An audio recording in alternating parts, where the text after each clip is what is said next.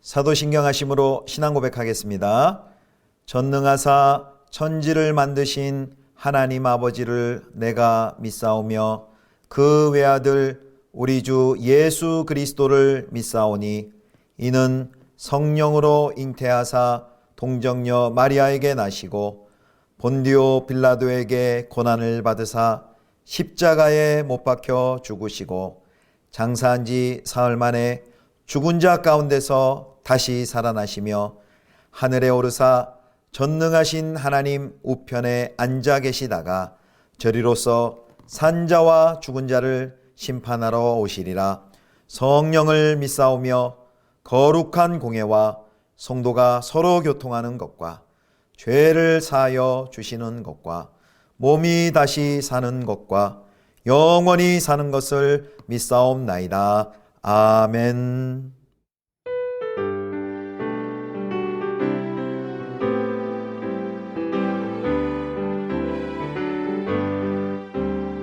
슬픈 마음 있는 사람 예수 이름 믿으면 영원토록 변함없는 기쁜 마음 얻으리. 거룩하신 주의 이름 너의 방패 삼아라. 환난 시험 당할 때에 주께 기도드려라.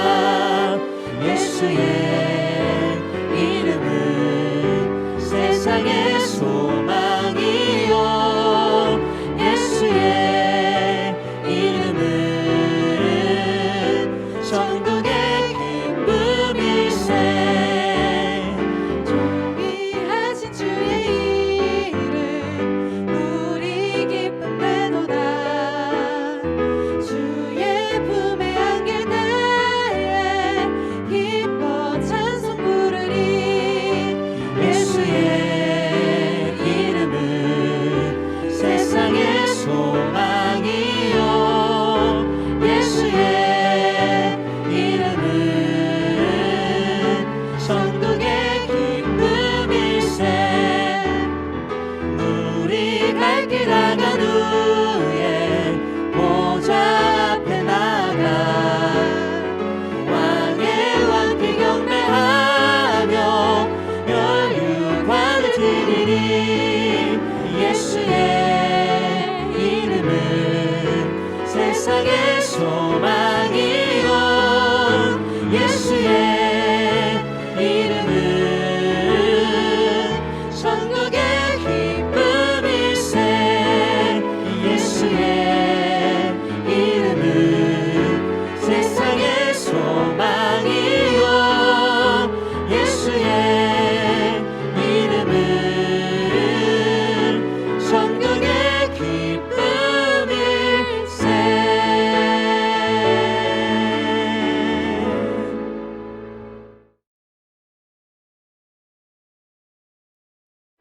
어떤 사람이 다윗 왕에게 아뢰어 이르되 여호와께서 하나님의 계로 말미암아 오베데돔의 집과 그의 모든 소유에 복을 주셨다. 한지라.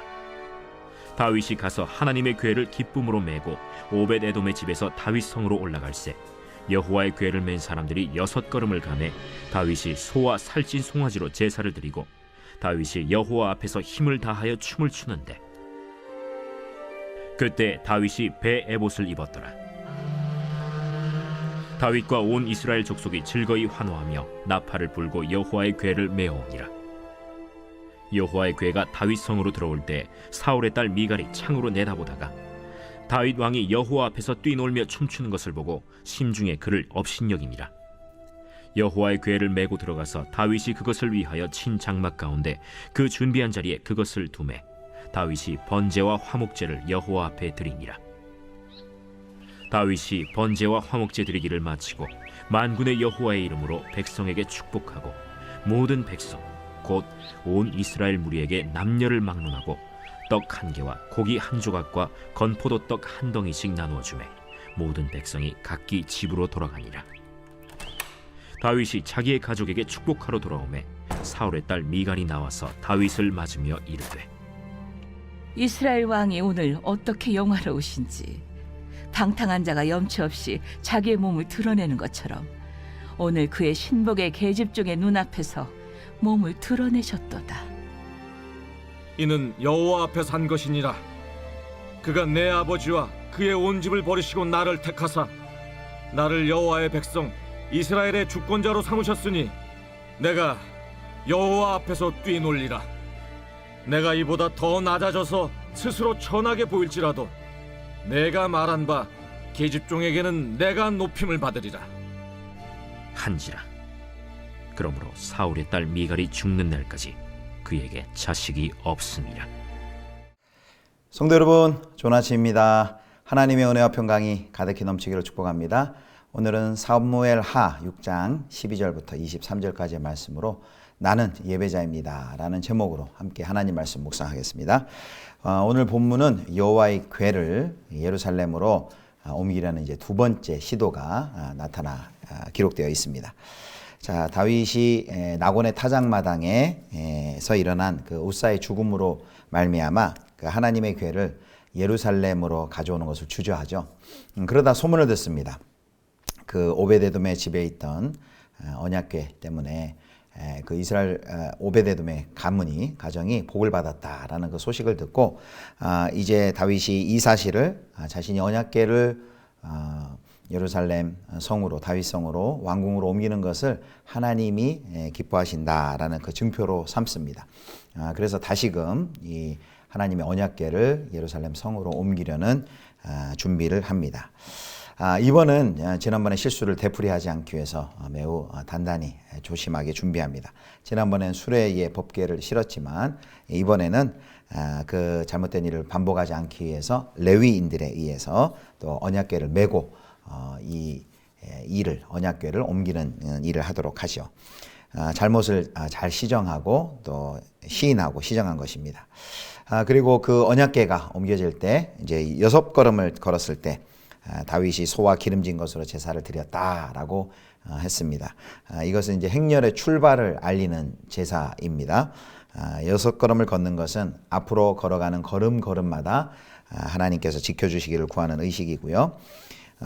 그리고 그렇게 다윗이 법궤가 이동하는 동안에 13절 말씀을 보도록 하겠습니다. 6장 13절 여호와의 궤를 맨 사람들이 6걸음을 가매 다윗이 소와 살진 송아지로 제사를 드리고 14절 다윗이 여호와 앞에서 힘을 다하여 춤을 추는데 그때에 다윗이 배 에봇을 입었더라. 다윗은 왕복을 갈아입고 배 에봇을 입고 법궤 앞에서 힘을 다하여 춤을 추었다라고 그렇게 설명하고 있습니다. 왕복을 갈아입고 베옷을 입었다는 것은 이제 자신을 왕의 자리에서 낮추고 그리고 하나님만 높이는 예배자가 되어 있는 모습이지요. 그리고 백성들도 더 더불어서 즐거이 환호하고 또 나팔을 불었습니다. 큰 기쁨과 즐거움이 있는 예식이었으며 더불어서 경건한 두려움이 있는 그런 경건한 의식이었습니다. 자, 그런데 이제 16절에 보면 이 법궤가 들어올 때 이제 미갈의 반응이 16절에 이제 소개가 되고 있습니다. 자, 미갈이 창밖으로 그 법궤가 들어오는 걸 보는데 다윗이 힘써 춤추는 것을 볼 때 미갈의 반응을 이렇게 말하고 있습니다. 16절입니다. 여호와의 궤가 다윗성으로 들어올 때에 사울의 딸 미갈이 창으로 내다보다가 다윗 왕이 여호와 앞에서 뛰놀며 춤추는 것을 보고 심중에 그를 업신여기니라. 여기 이제 미갈을 지칭할 때 사울의 딸이라고 부르고 있죠. 그것은 그 이제 다윗이 미갈을 이용해서 사울 왕국의 후계자 자격을 얻으려 했던 그 다윗의 의도를 반영하는 표현입니다. 미갈은 다윗이 왕의 품위를 유지하지 못하고 나타내지 못하고 그렇게 몸이 드러나게 춤추는 것은 천박한 행동이라고 생각하며 이제 다윗을 이제 업신 여긴 것이죠. 그 16절에 이제 미갈의 반응 이후에 이제 다시 이 언약궤가 다윗성에 도착했을 때 광경을 묘사를 합니다. 다윗은 미리 언약궤를 위해서 천막을 설치해 두었고요. 그리고 거기에서 이제 번제와 화목제를 준비해 두었다가 하나님께 제사를 드립니다. 번제를 드린 것은 하나님께 헌신을 표현하는 제사고요. 또 화목제를 드린 것은 하나님과 백성 사이에 항상 평강이 있기를 기원하는 제사입니다. 국가적인 행사에는 이렇게 언제나 화목제를 드리는 것이 일반적이었습니다. 이 번제와 이제 화목제는 이제 언약궤 운반이 다 끝났음을 알리는 제사입니다. 다윗은 이 제사가 끝났을 때 여호와 이름으로 온 백성을 축복하고 그리고 참여한 백성들에게 이제 선물을 주죠. 거기 보면 떡 그리고 고기 또 그리고 건포도 떡을 나누어 주었습니다. 자, 그다음에 이제 아까 16절에는 미갈의 반응이 나와 있었는데 이제 20절부터 23절까지 그 다윗과 그 미갈의 충돌이 서술되어 있습니다. 이제 다윗이 백성들을 축복하여 돌려보낸 후 이제 자기 집 이제 가족들도 축복하기 위해서 들어왔을 때 미갈이 밖으로 나와서 다윗을 맞으며 이렇게 이야기합니다. 6장 20절입니다.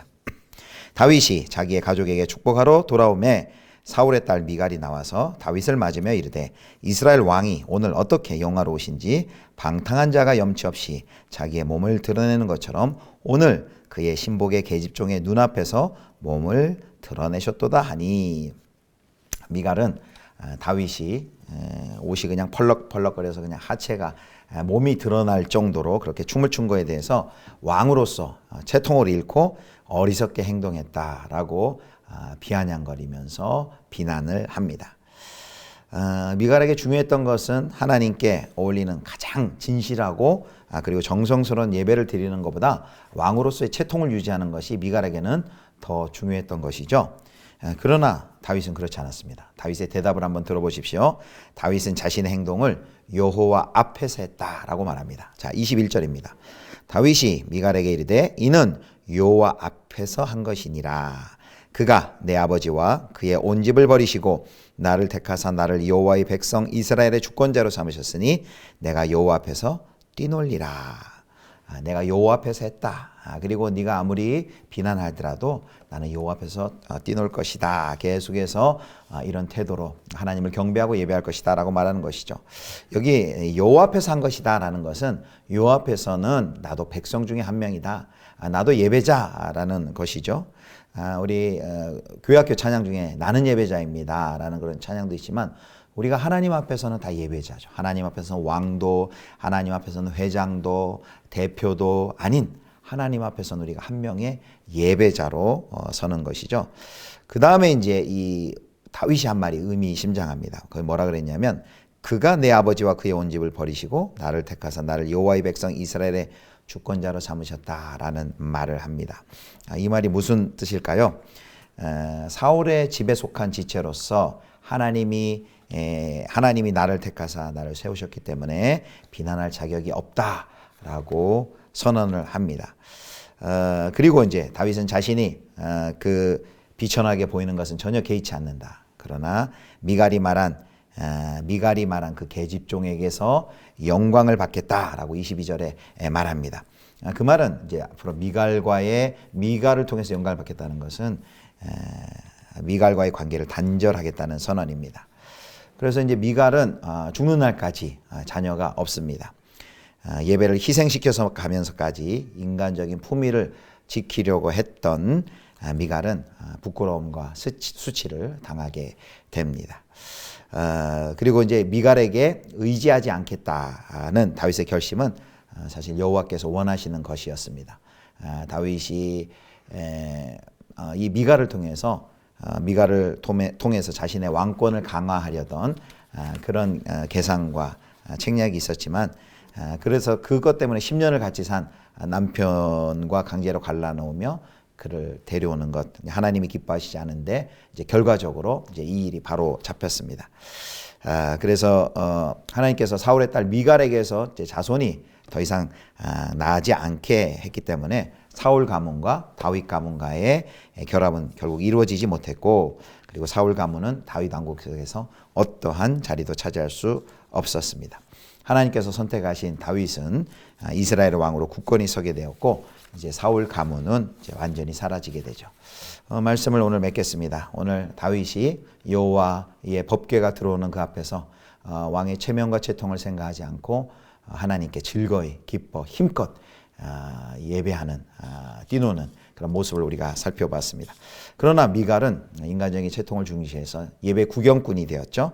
그리고 오히려 전심으로 예배하는 다윗을 채통이 없다면서 그를 비웃고 업신 여겼습니다. 미갈은 하나님이 베푸신 복을 그래서 받지 못했습니다. 하나님께 어떻게 보이느냐보다 사람에게 어떻게 보이느냐가 미갈에겐 더 중요한 것이었습니다. 우리는 오늘 이 말씀을 통해서 무엇을 가장 앞세우는 사람들입니까? 사람들의 인정과 채통, 또 체면, 또 신분, 경력입니까? 아니면 하나님을 경외하는 마음입니까? 우리 모두가 다 하나님 앞에 예배자입니다. 아무것도 내세우지 않고 그 하나님 앞에서 마음껏 어린아이와 같이 늘 기뻐하며 즐거이 온 마음과 힘과 뜻과 정성을 다해 하나님을 마음껏 예배하시는 저와 여러분 되실 수 있기를 주님의 이름으로 축원합니다. 기도하겠습니다. 하나님 아버지, 우리를 예배자로 불러주심을 감사합니다. 하나님 앞에서는 어떤 체면이나 또 신분이나 우리의 경력, 그 모든 것들을 다 내려놓고 하나님을 마땅히 예배드려야 할 예배자로서 즐거이 기쁘게 힘껏 하나님만 온전히 예배하는 예배자로 살아가게 하여 주시옵소서. 우리 구주 예수 그리스도의 이름으로 기도드립니다. 아멘. 하늘에 계신 우리 아버지여, 이름이 거룩히 여김을 받으시오며 나라의 임하옵시며 뜻이 하늘에서 이룬 것 같이 땅에서도 이루어지이다. 오늘날 우리에게 일용할 양식을 주옵시고 우리가 우리에게 죄 지은 자를 사하여 준 것 같이 우리 죄를 사하여 주옵시고 우리를 시험에 들게 하지 마옵시고 다만 악에서 구하옵소서. 대개 나라와 권세와 영광이 아버지께 영원히 있사옵나이다. 아멘.